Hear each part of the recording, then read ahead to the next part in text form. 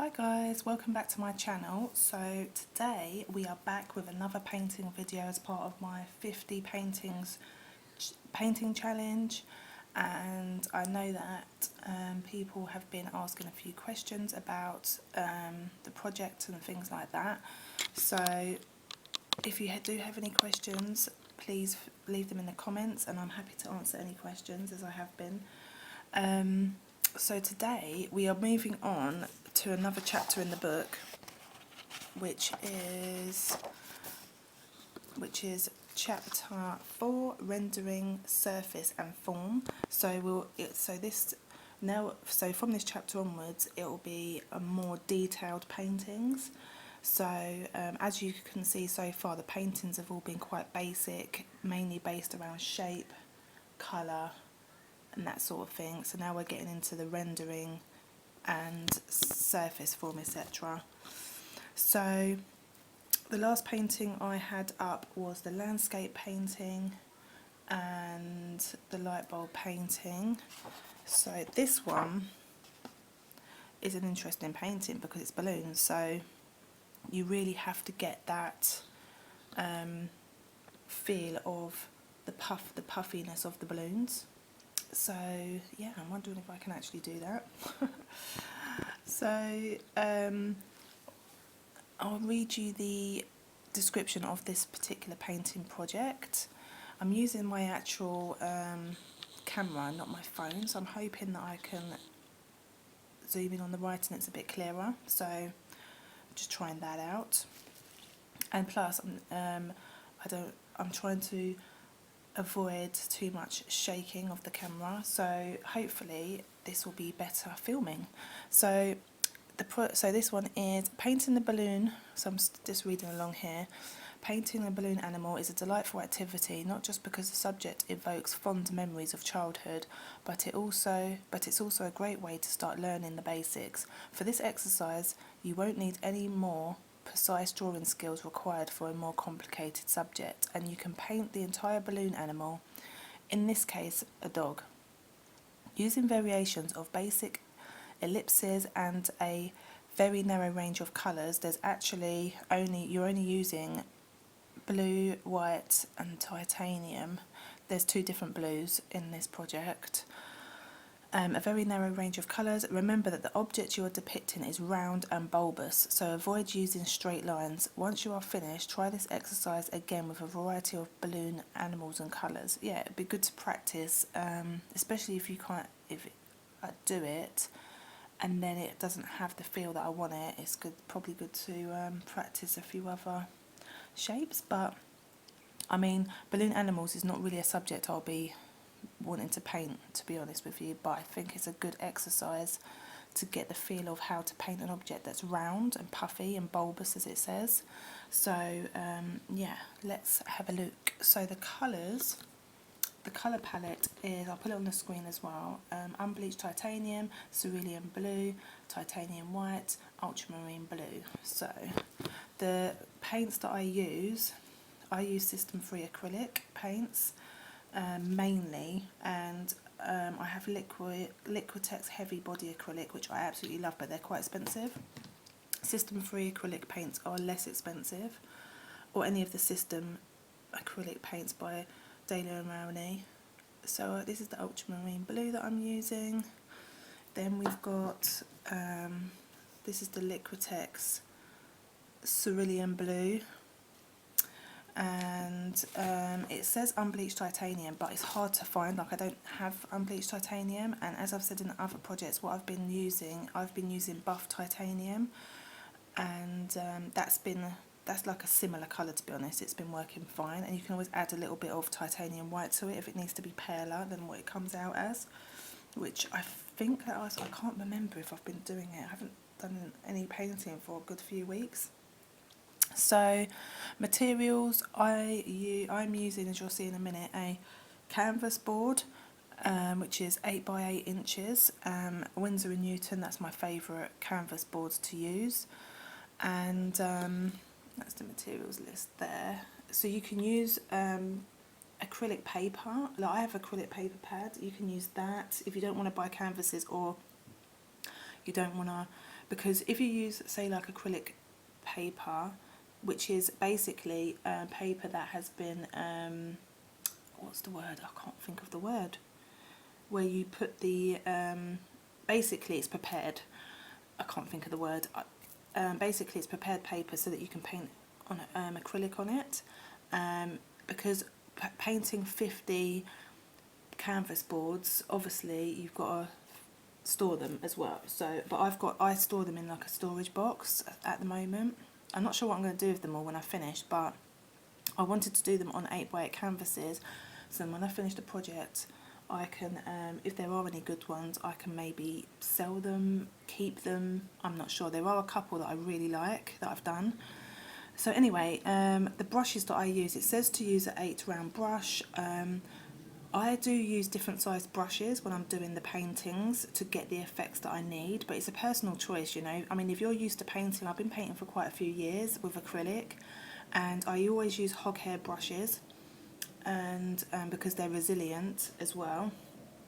I use paper palettes, and that's my acrylics. So I've shown you the acrylics, and it's just for anyone that watching this video for the first time, just running through my equipment so that it can answer any questions. So yeah, the brushes that I'm using are these brushes. These are my favourite brushes for acrylic. I don't use any other brushes, so these are Pro Art hog hair brushes, the highest quality, and I got these from an art shop, so you can probably find these anywhere, and they're quite long. If you notice, they're long handled brushes as well, because, well, the reason why I use long handed brushes, because it gives you room to hold the brush, say at this point, so that you can make sure your paintings are loose. When you're painting loose strokes, because if you paint like this, your paintings are gonna be more rigid.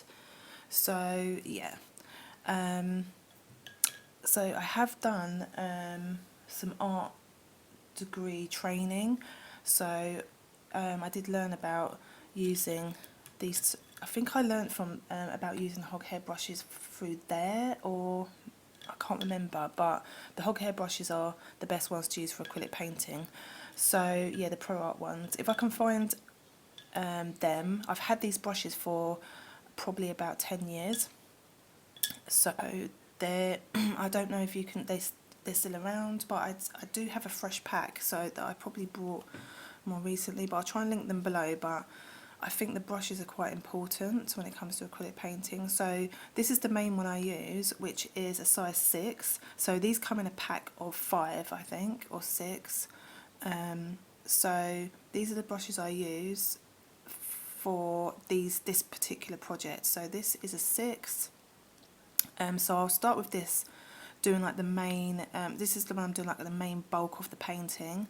When I want to do like, say, like the shadows or more smaller parts, I use the size 3 hog hair brush, and then this one is a size 1 for any small tiny little details, or if I want to kind of, yeah, any small details basically. And this one is a 0, which is for any tiny little, this one isn't a hog hair brush, I don't think. It's a short flat sterling brush, that's why it's silver. So the green ones are the hog hair brushes.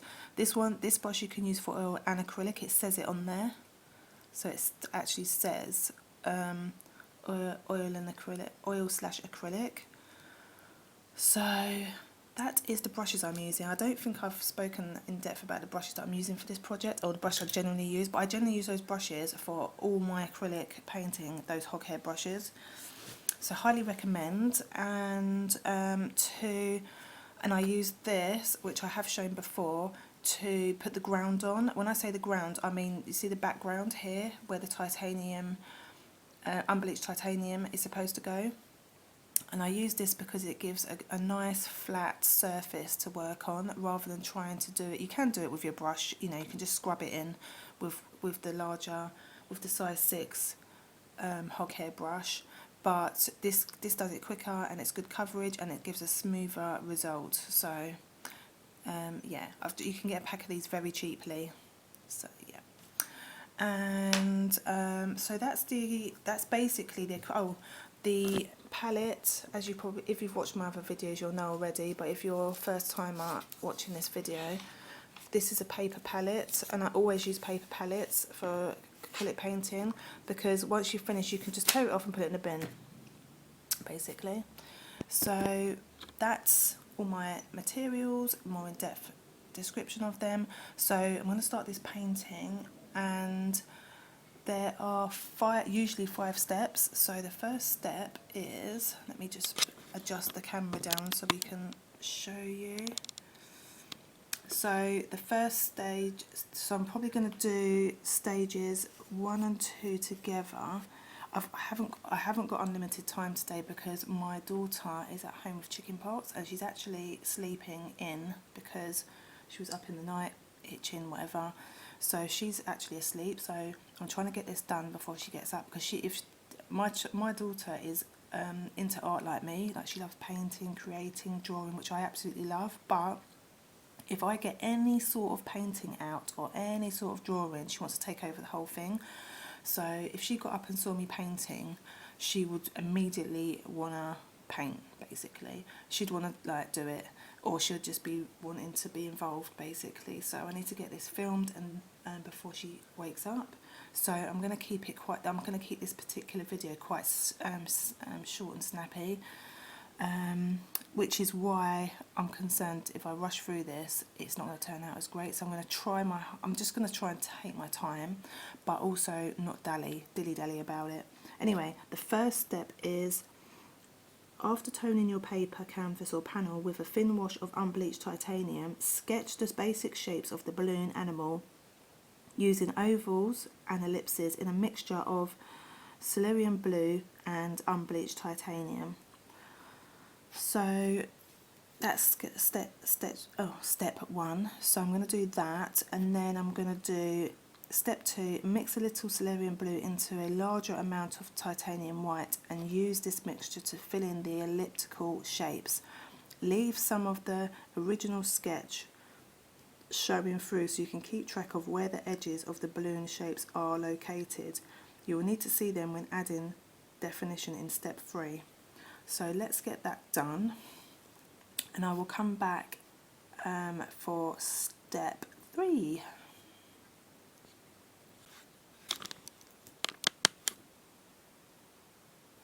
Right, so guys, I know I said I was going to come back when I had finished steps 1 and 2, but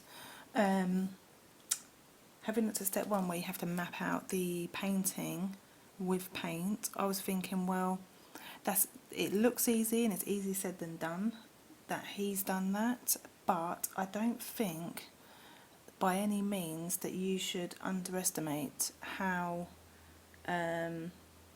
precise you need to be with that whole getting this mapped out. So I thought I didn't want to just go in and start slapping paint on, because I just knew I wouldn't have got it right. And obviously the basis of this painting is going to be important to build up on it, because it's shape based. So I decided to map it out in pencil. This is the first of the projects that I've mapped out in pencil and not just gone straight in and with the paint. You know, if you're experienced in mapping out shapes with straight away with paint, then you can just go ahead and do that. But I think if you're a beginner at painting and drawing and stuff like that, then I think the best thing to do is sit down. Even though I'm not a beginner, but I've not painted balloon shapes before, like this sort of shape before, so I am new to that, and I didn't feel confident in just going in and putting the paint on there. I just knew it just wouldn't turn out right. So as you can see, I've mapped it out in pencil. This pencil should hopefully be covered up, but what I've done as well as map out in pencil, as you can see, there's some dark lines here. I've also mapped out where there were darker shadows, so I looked at the end, kind of the end results, and so those two pictures, and worked out, you see, like where, you know, the lines are here and here. So I've just made some darker marks there, so I know where the shadowing is, like the darkest shadows are. So yeah, anyway, so I thought I'd show you that, pardon me, that I haven't just gone straight in with paint. I am going to go over it with paint though, so I'll go over it with the paint, and I might rub out some, these darker shadows don't matter because they're going to go over, the dark paint will cover them, but anywhere where it's going to stay quite light, I need to lighten up the lines so that they don't show up when the painting's finished. So yeah, I think this is quite a complex kind of thing to map out with a paintbrush, is what I'm saying in summary. So anyway, so I'll come back when I have done more.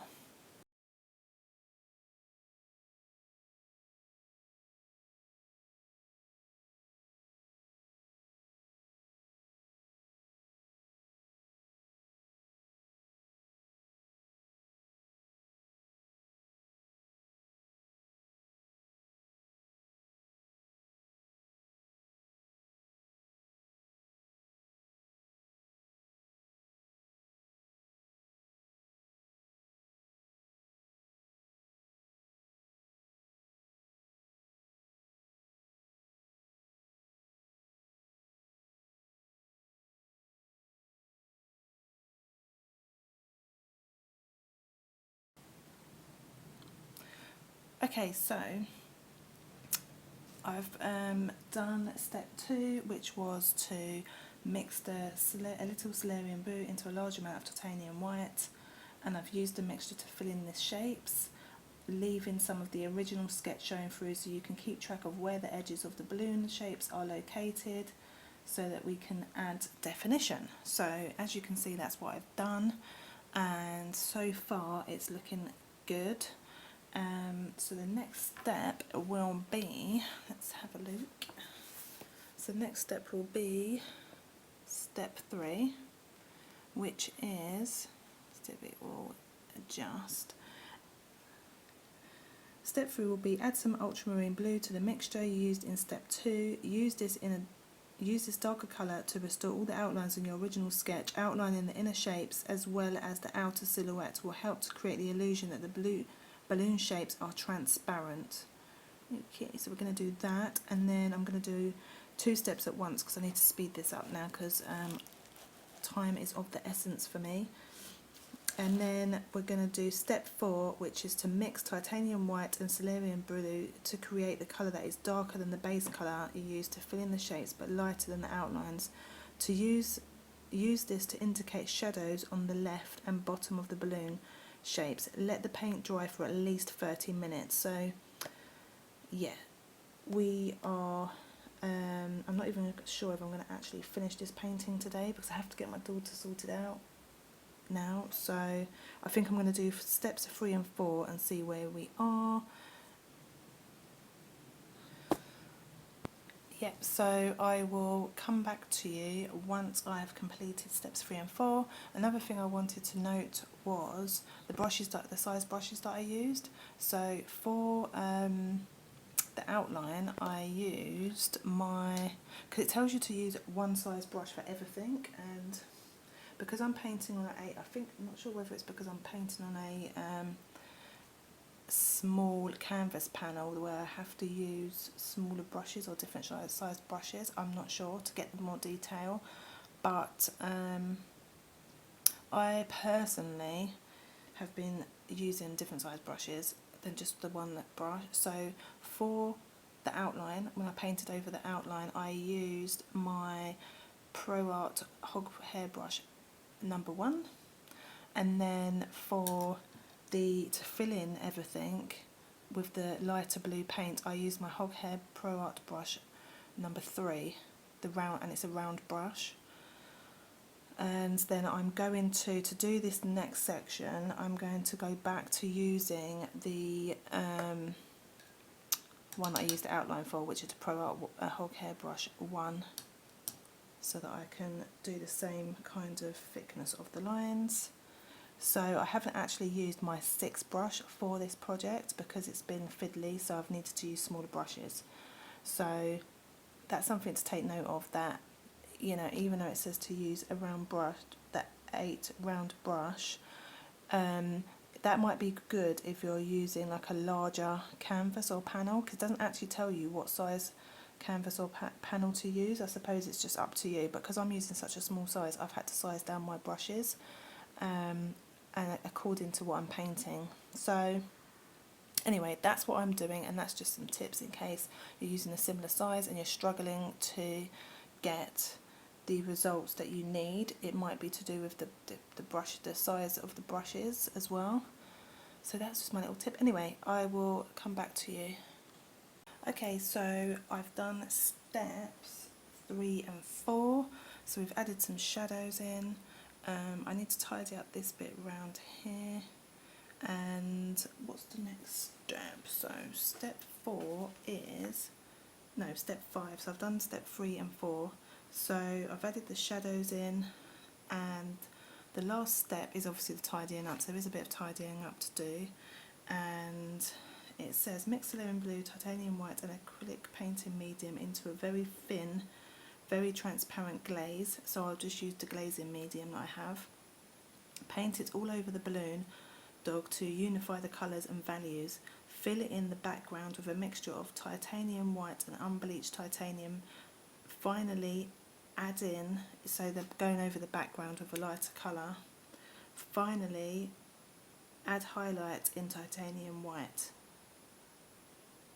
So yeah, that is the last step, basically, to lighten up the background, unify all these colours, because as you can see, it's not unified. So that glazing medium with the blue will unify it a bit, lighten up the background and add in the highlights. So that is going to be the last stage. So once I've done that, I will come back to you.